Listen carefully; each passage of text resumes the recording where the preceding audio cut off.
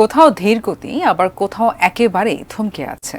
রাজধানীর বিভিন্ন এলাকায় উন্নয়ন বা সংস্কার কাজের এমনই দশা, যা নগরবাসীর কাছে বিষ ফোঁড়ার মতো। কেউ কি নেই দেখার? আবুল কালাম আজাদের রিপোর্ট।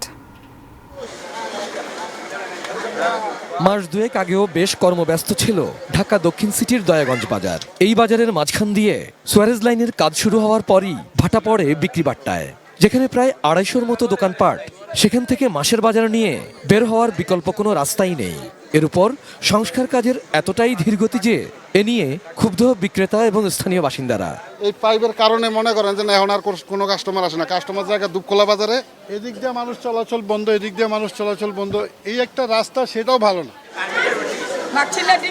স্থানীয়দের অভিযোগ, সংস্কার কাজের ত্রুটির কারণে ভোগান্তিতে পড়েন ৪০ নম্বর ওয়ার্ডের অনেকে।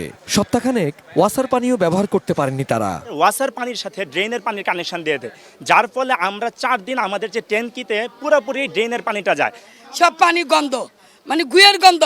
এই বাজারের পাশে ড্রেন নির্মাণ করা হলেও বেশ কিছুদিন ধরে তা খোলা পড়ে আছে। চলতি মৌসুমে সেখানে বৃষ্টির পানি জমে এডিস মশার বংশ বিস্তারের পাশাপাশি ডেঙ্গু ছড়ানোর শঙ্কা এলাকাবাসীর। নির্মাণ কাজ চলার সময় গেল বছরের অভিজ্ঞতাও খুব একটা ভালো নয় তাদের। ডেঙ্গুতে আমাদের এখানে প্রায় ৩-৪ জন অ্যাটাক হয়ে আপনার ন্যাশনালে ভর্তি ছিল। আমার বাসায় একজন ভর্তি ছিল, একটা বাচ্চাও মারা গেছে। পাশের এলাকা ওয়ারির বলদা গার্ডেনের আশপাশে ত্রিমুখী জটিলতা। সেখানকার এক পাশের সড়কে সুয়ারেজ লাইনের কাজ শুরু হওয়ায় হঠাৎ করেই বিপাকে পড়েন পথচারীরা। জীবনের ঝুঁকি নিয়ে চলাচল তাদের। আরেক পাশের সড়কে সংস্কার কাজ শেষ হয়েও হলো না শেষ। সেখানে ইট বালু এনে ফেলে রাখায় নাকাল হন চলাচলকারীরা। আমাদের চোখে ধুলোবালি যাচ্ছে, হাইজিন প্রবলেম, রাস্তা দিয়ে হাঁটা চলাতে অনেক প্রবলেম হচ্ছে। রিক্সা যাইতে যায় না, হাইটা যাওয়া যায় না।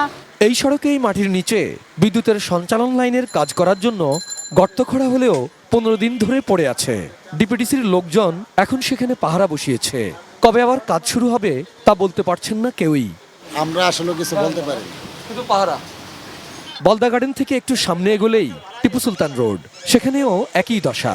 গর্ত খুঁড়ে বিদ্যুতের সঞ্চালন লাইনের কাজ ফেলে রাখায় সকাল বিকাল অফিস ও স্কুল যাতায়াতে যানজট তৈরি হয়।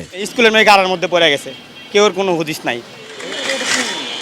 Abul Kalam Azad, ATN news, Dhaka.